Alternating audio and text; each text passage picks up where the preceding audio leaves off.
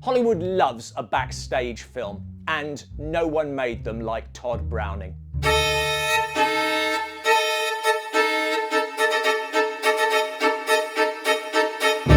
Far from the legitimate theatre, Browning's characters slum it in nickel sideshows and midnight carnivals, outcasts on the twilight fringes of society. Even when the films aren't based around a show, they seem to inhabit a shadowy backstage of reality, viewing the world through a carnival lens, larger than life, blurring the line between the real and the fantastic. Phantasmagorical tales of murder and deception, twisted minds in broken bodies, false faces hiding melodramatic motives, as profitable as Dracula, as catastrophic as Freaks. A career of wild highs and crashing lows that laid the foundations of the American horror film.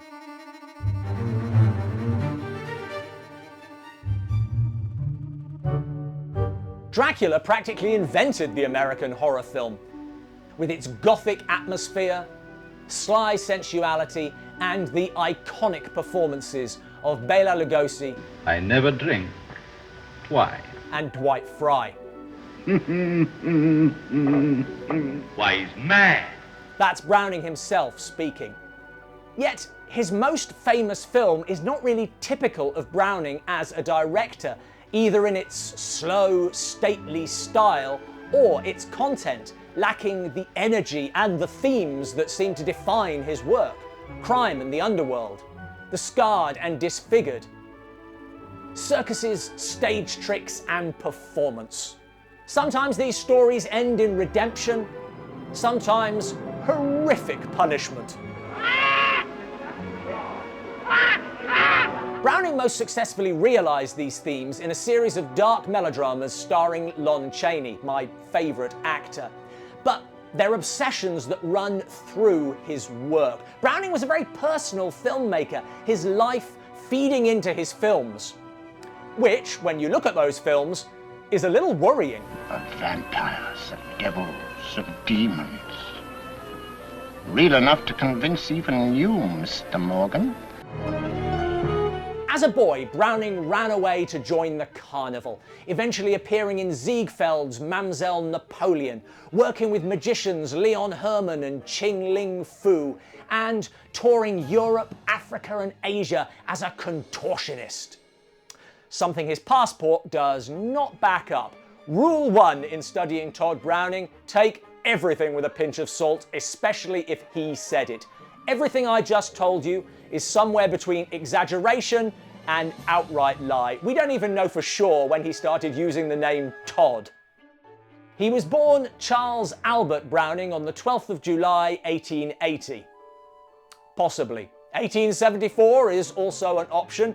Not even his biographers, David J. Scarl and Elias Savada, on whose excellent book we draw extensively, can say for sure. Somewhere between the ages of 12 and 24, depending on which version you believe, Browning did indeed leave home to join the Carnival, though he likely returned between tours, working as a saddler's clerk. On tour, he was a barker, a job that surely informs all those wild claims. Barkers were the men outside, urging the public in with fantastic tales of what lay within. Come see Bosco the Snake Eater, or the hypnotic living corpse, both Browning himself. For the latter act, Browning was put into a trance and buried in a coffin for 48 hours. The show was closed for violating the Sabbath, not the last time that Browning would upset Middle American values. For the rest of his life, Browning promoted himself and his films like a carnival barker. A tall story, a dash of the fantastic, and just enough truth to sell it. In 1913, Browning was touring as a comic when he was spotted in Brooklyn by a comedian with the Biograph Film Company, who recommended him to director D.W. Griffith for a pair of films. Browning never looked back. When Griffith moved to Hollywood, Browning went along and in the next 18 months acted in around 50 films. Here in the recurring role of Mr. Hadley in the Bill series of comedies. He later pivoted to direction with The Lucky Transfer, a drama about a jewel heist. Jewellery theft is another Browning preoccupation, enough to make one wonder. Actress Mary McLaren claimed Browning had stolen a sapphire pin and a diamond ring from her. A later newspaper article claimed that Browning used carny tricks to shortchange the teller in the MGM commissary. None of this is proved, and the newspaper article may be the work of studio publicists, but it does feel in character. Despite his comedy background, Browning's early films as a director are mostly dramas. Titles like The Living Death and The Spell of the Poppy sound Browning-esque, the latter described by Moving Picture World as having little, if any, moral backing. But they lack his signature themes. What changed? In June 1915, after a night out drinking, Browning drove home some of the Griffith Company, taking a route that crossed the railroad tracks at Santa Fe Avenue. The car ploughed straight into a stopped freight train loaded with iron rails.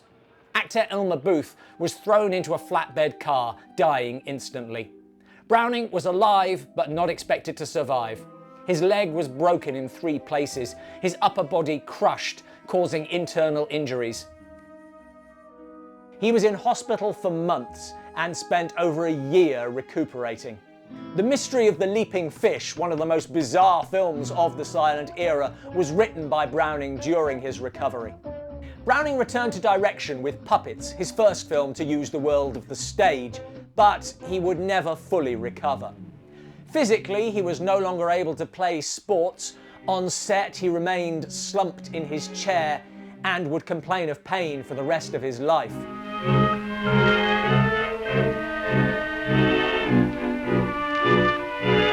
The mental scars, we can only surmise. The coroner's inquest ruled Elmer Booth's death accidental. Browning had been driving drunk, but he insisted that the train had not been showing a light. The train's conductor insisted he had been waving a signal lantern. Unable to prove either account, the coroner put it down to a lack of precaution by both parties. There's no way of knowing, but Browning's films change.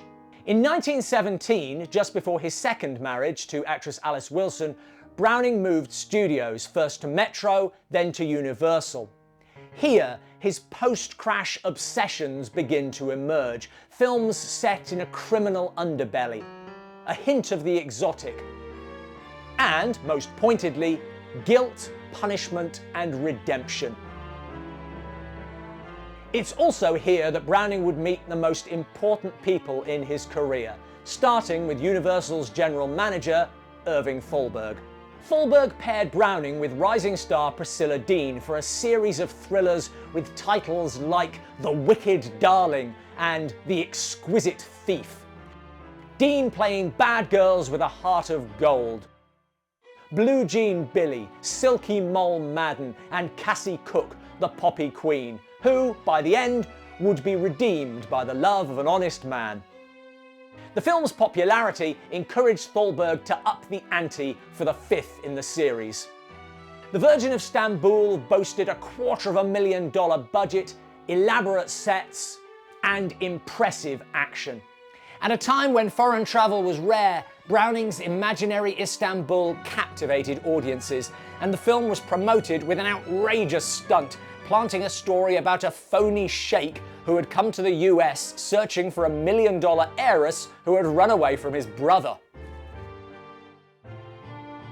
Fast-paced and entertaining, the film was a hit, and its follow-up, Outside the Law, would be the first Tod Browning production. Adding another star to the mix, Lon Chaney as Black Mike Silver. Here with actor John George, who appeared in 7 Browning films himself. Chaney had already appeared in The Wicked Darling and was to have appeared in another of the series, but was released to do a film with Paramount.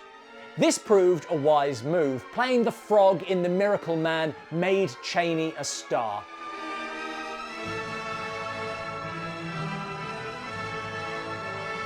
By the time he returned to Universal, his name alongside Dean's meant box office. especially as the soon-to-be christened Man of 1,000 Faces would also play Ah Wing, shooting himself in the surprisingly bloody climax.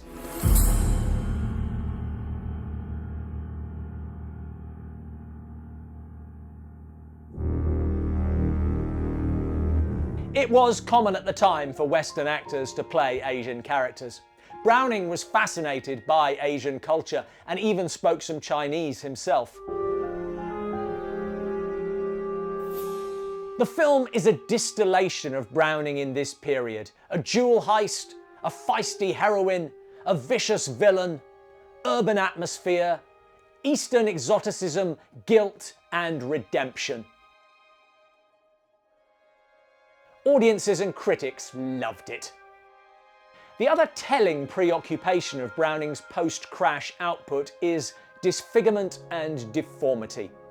With the Dean series cementing his status, Browning was now announced as director for The Hunchback of Notre Dame, starring Lon Chaney, the biggest picture of his career. But that announcement was the only time his name was linked with the film, eventually directed by Wallace Worsley. Browning was always a heavy drinker, and it had now started to affect his work. Slow, flat and static, it's hard to believe that White Tiger has the same director as Outside the Law. While Drifting has a spectacular conclusion, but little else. Reviews were mixed and box office poor. And alcohol impaired Browning's judgment as much as his talent. Anna May Wong was the best thing in Drifting, but Browning was having an affair with the 18-year-old actress. Universal fired Browning, and his wife Alice left him. A few years later, Browning detailed this period in perhaps the most honest interview he ever gave, admitting that, 2 years ago, I went to smash. It is also a fine piece of Browning ballyhoo, recounting the moment that he decided to win Alice back, smashing a bottle of whiskey against a radiator and praying for strength, like a scene out of one of his melodramas. But Alice did come back and helped him secure work at lower-tier studio FBO. When Silk Stocking Sal got good notices, Alice approached the one producer who had always believed in her husband. Irving Thalberg was now head of production at MGM, but rather than something safe and crowd-pleasing, Browning pitched a story of a cross-dressing ventriloquist and a killer chimpanzee. Any other producer would have turned him down flat. Thalberg gave Browning a chance, with the caveat that he was no longer drinking. Thalberg also assigned star Lon Chaney. The Unholy Three is another jewel heist crime and redemption story, with Mae Bush as the bad girl who goes straight with the love of a decent man. The sideshow crooks hiding out in a cabin is straight out of White Tiger. Two things make it different. Firstly, the darkness. The scene of Harry Earle's Tweedledee strangling a little girl was filmed but cut. Secondly, Bush is not the lead. Chaney's Echo, a criminal who disguises himself as an old lady, is both lead and villain. The film was a sensation, kicking off a series of macabre thrillers starring Chaney, unlike anything else being made at the time. It was the greatest period of Browning's career and the most complete realization of his obsessions. The Unholy Three is Browning's first Carnival film, but elsewhere in the series, the Blackbird's girl Fifi is a music hall performer. Chuck Collins owns the Black Bottom nightclub. Froso is a magician, and the series is littered with references to shows and performance. Lost film The Big City is another jewel robbery. Lost film London After Midnight toys with the supernatural. For the first time, Browning indulged his interest in disfigurement, the fake paralysis of the bishop. Singapore Joe's Blind Eye, the scars of Tiger Haynes, and Deadlegs Flint. And there's something deeper. As with Dean, the Chaney characters do usually do the right thing in the end, but their redemption is seldom easy. Echo goes largely unpunished for his crimes. Singapore Joe is less fortunate, stabbed by his own daughter. The Blackbird's spine is broken. Deadlegs is burnt alive. Alonzo the Armless, trampled by a horse. The Unknown is the quintessential Browning-Chaney film. Set in a circus, Alonzo poses as an armless man, hiding from the police. He is in love with Nanon, who hates to be touched. So Alonzo has his own arms amputated. The scene where he learns that she has got over her fear is the frenzied height of silent melodrama. And in vengeance, he tries to tear her lover's arms off.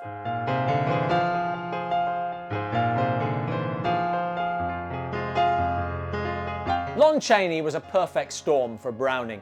A popular star who was willing to take on these roles was more than he could have hoped for, but Chaney was also a makeup genius, an unmatched physical performer, and an extraordinary actor whose emotive performances made audiences care about these characters.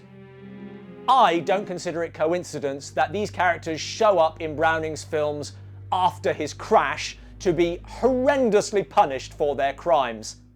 Only Chaney could make them sympathetic. They've done wrong, but they're still human beings, and there is an evolution. In London After Midnight, Chaney is the good guy. In The Big City, he gets the girl. In torturing his on-screen proxies, had Browning exorcised his own guilt?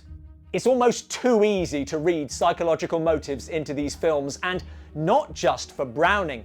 London After Midnight was the most profitable of the films that Browning and Chaney made together, but looking at all Chaney's MGM films, it's not even top 5. His straight dramas were far more popular. Browning and Chaney worked well together, but they were not friends. The only reason for Chaney to keep doing these films is because he wanted to play these characters, for whatever reason. Alongside the Chaney films, Browning made 3 others for MGM, which are often overlooked.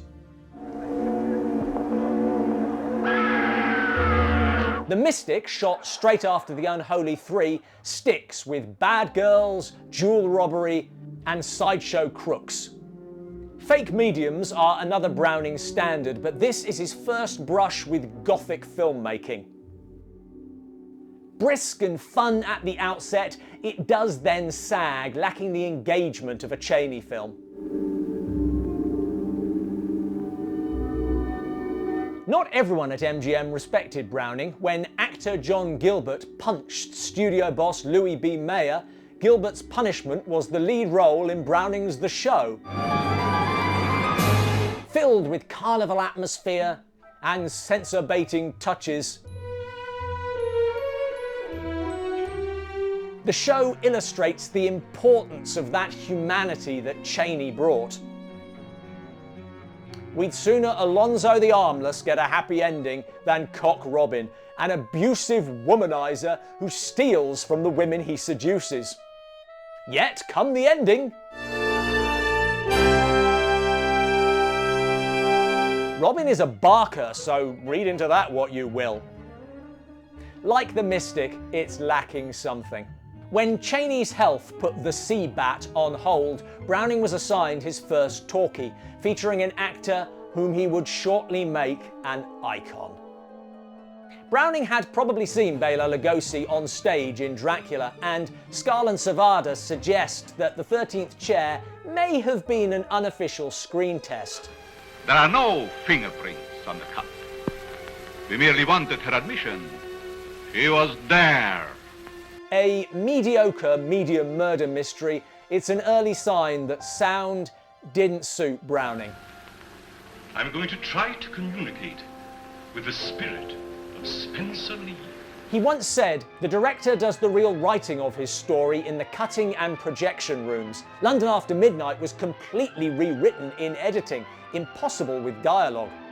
The talkies were still enough of a novelty that audiences wanted to see actors talking, and Browning seems to have had no idea what to do waiting for them to stop.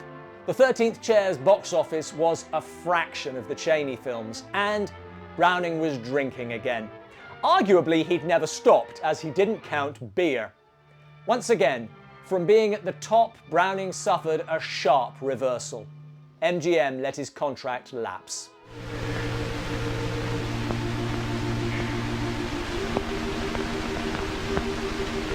Next, Browning secured a 3-picture deal at Universal, starting with a remake of Outside the Law, starring Edward G. Robinson, ending with boxing drama Iron Man. Tersely effective films, nothing special. All the directors admired my talent. In between, Browning made film history.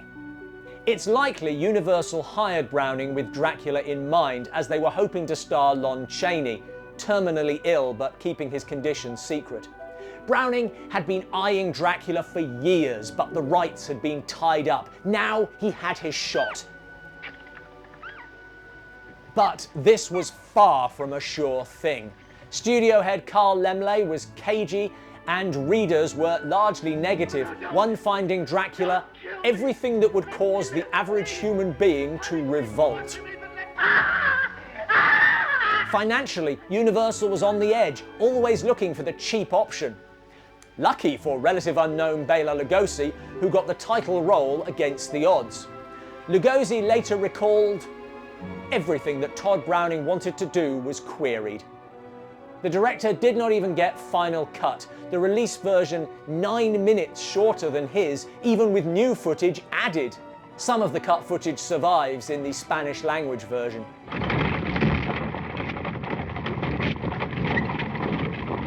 Browning apparently hated the finished film. Yet it was the biggest hit of his career, a global smash that created universal horror.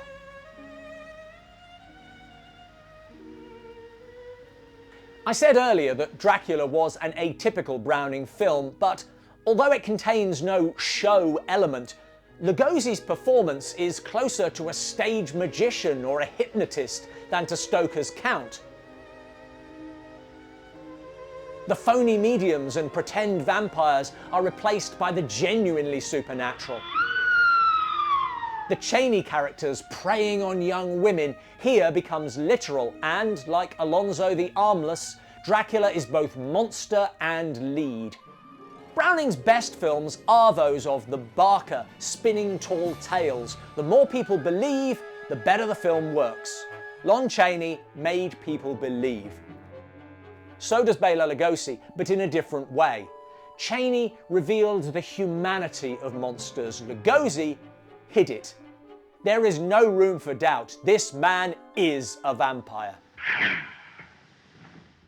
We've devoted 2 whole videos to Dracula, so please check them out for more. It is a flawed film. Though Browning moves the camera more than he gets credit for, it was editing that gave his films vitality.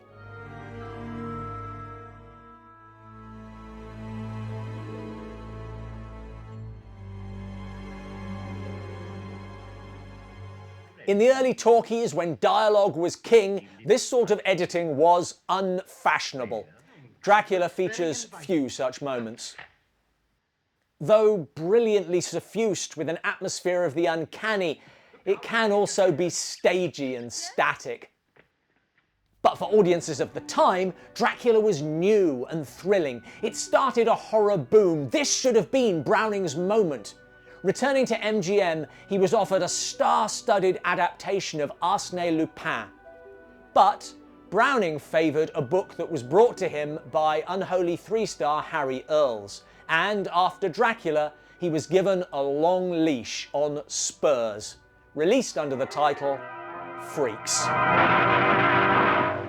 Freaks is pure Browning, a circus setting, murder, the supernatural, deformity and humanity. Thank you.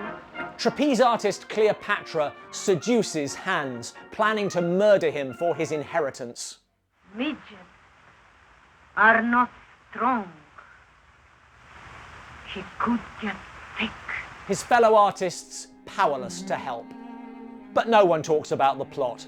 It's all about the title characters. Alongside Harry Earls and his sister Daisy was Prince Randian, the human torso, who hid around the studio, screaming suddenly to scare people. Siamese twins Daisy and Violet Hilton. Cuckoo the bird girl. A troupe of so-called pinheads. Johnny Eck the half-boy, whom Browning hoped to star in a future film. Frances O'Connor the armless girl. Josephine Joseph. Half woman, half man. And more. No carnival had this many genuine attractions. They would have one real freak and a handful in makeup or with glued-on horns, leading to bitter rivalry on set because all were used to being the star.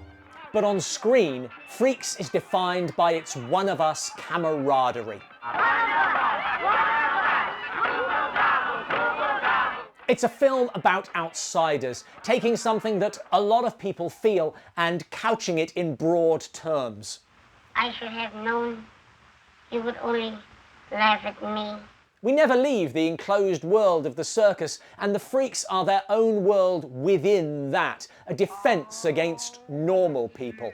Let her try it. Let her try doing anything to one of us. It can be a welcoming world, but offend one, and you offend them all. the great controversy of Freaks is exploitation versus employment. Editor Basil Rangel said that Browning got a bang out of seeing these crippled characters. Maybe so, certainly he enjoyed their company, but he saw them. The majority of contemporary criticism reflects revulsion at being forced to contemplate that these people might have normal emotions or, God forbid, a love life.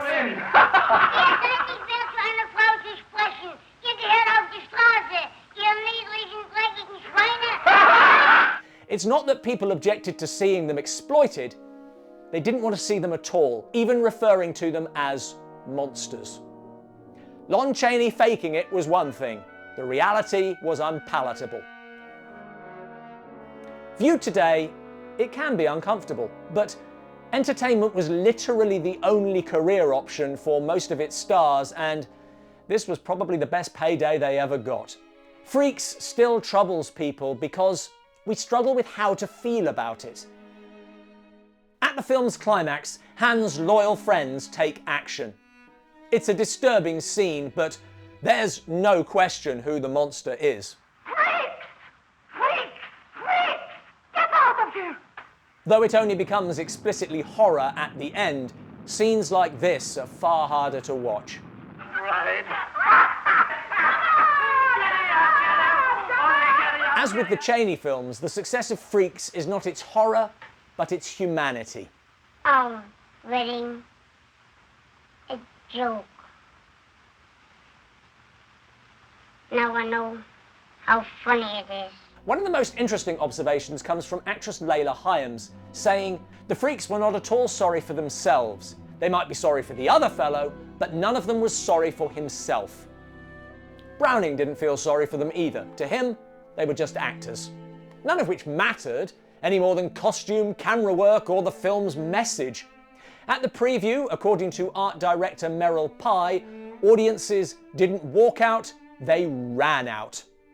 People were so incensed by the characters, they didn't even notice the other pre-code stuff.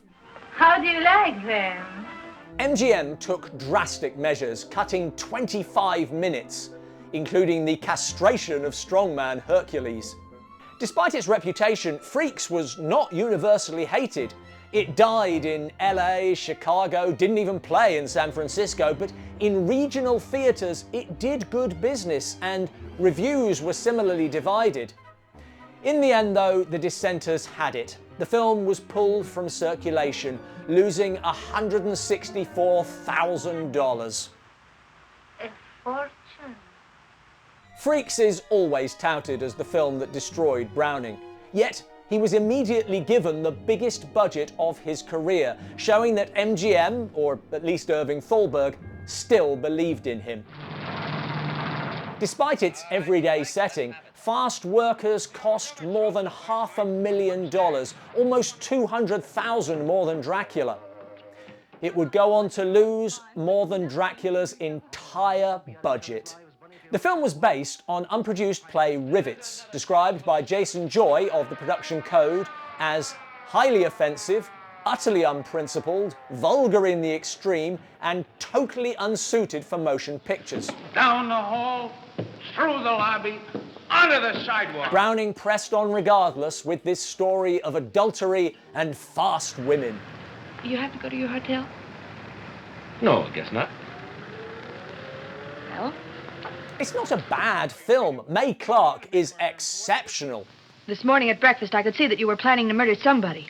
But the moral panic that surrounded it and the declining popularity of John Gilbert playing another womanizer. Ah, she was such a nice, innocent girl.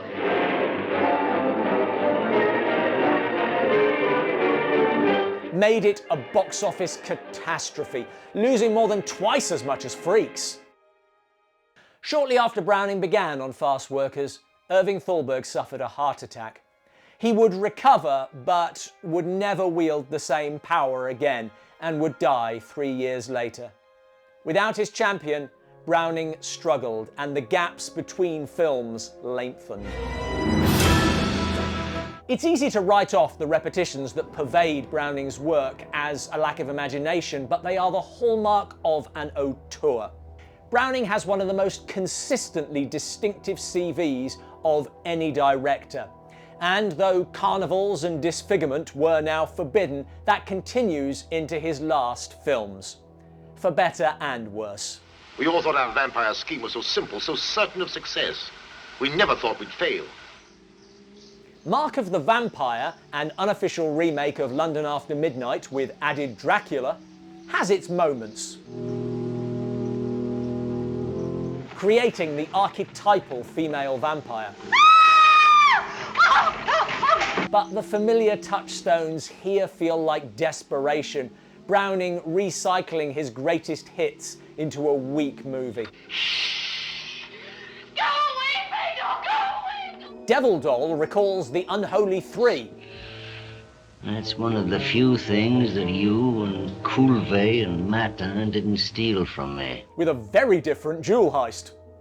Originally called The Witch of Timbuktu, the film instantly ran into trouble, its voodoo rites replaced with mad science. The best of late Browning, it's great fun, with stellar set pieces.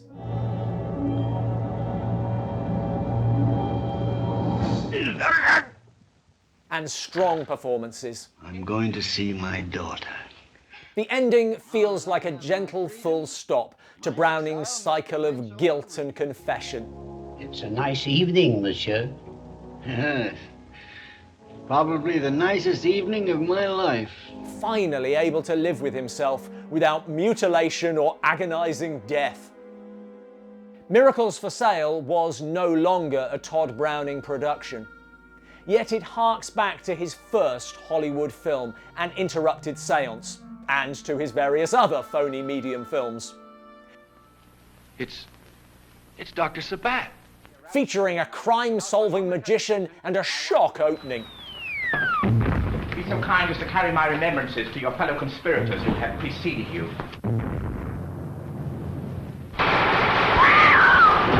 Hold it! Shooting a woman in half. You do sell miracles, Mr. Morgan. Fine. All right, Eddie, turn off the war. All these films turned a profit, but barely. This would be Browning's last as a director. Lights! He was moved to the writing department, retiring in January 1942. Despite his periodic crashes, Browning had invested wisely. His retirement was comfortable, flexing his creative muscles by writing stories for pulp magazines, claiming to have written an entire issue of Black Cat under a variety of aliases. Sadly, this happy period ended in 1944 with the sudden death of Alice Browning. Tod had not been a faithful husband, but Alice had been his rock for 30 years. He retreated from the world almost completely, angrily resisting suggestions that he write his memoirs.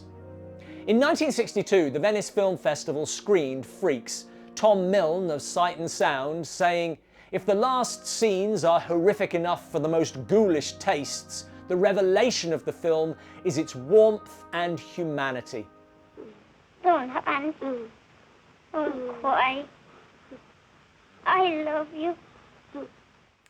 Perhaps Browning was pleased to hear that his film was finally understood, but by then his health had declined irreparably. He died that October, aged 82. Possibly. The night before his funeral, a drinking buddy known only as Lucky sat up beside Browning's coffin and drank a case of Coors beer. Almost to his death, Browning continued to drink 24 bottles a day and, rumour had it, got a free case each month from Adolf Coors himself. Although this may be another Browning yarn. In coming to some conclusion about Browning's career, I find myself saying something unexpected. Dracula may have been the worst thing that could have happened to him because it set up expectations. Browning was a fairly average director. He made very few bad films, but very few great ones. A consistent maker of entertaining potboilers and an original. Then, as now, individuals within the studio system were rare, and contemporary critics, while not always liking Browning, did praise him for being different, for not following the bland trends dominating the mainstream.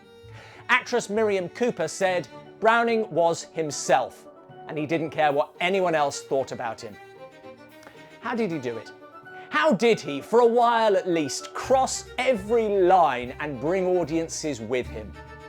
Three things made Tod Browning's career. Firstly, originality. No one else was making films like this. Secondly, Lon Chaney. His sympathetic performances allowed Browning to explore his own troubled psyche without alienating the audience. Finally, Tod Browning was a carnival barker, telling respectable middle-class audiences that what they really wanted wasn't another polite romantic drama. No, madam, sir, what you want is jewel thieves, cocaine-addled detectives, Turkish virgins and poppy queens. Roll up for the cross-dressing gangsters and phony mediums. Come see the vengeful cripples and murderous freaks, the devil dolls and vampires. You won't believe your eyes, ladies and gentlemen, and you shouldn't believe your eyes, because this is the world of Tod Browning, and nothing is what it seems.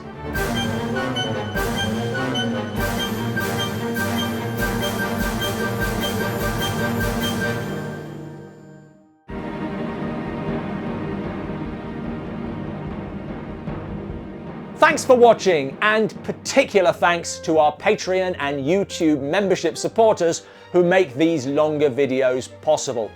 Keep a watch out for our upcoming special looking specifically at the 10 films that Browning and Chaney made together, or just subscribe so you don't miss these things. What are your favourite Tod Browning films? Let us know in the comments below.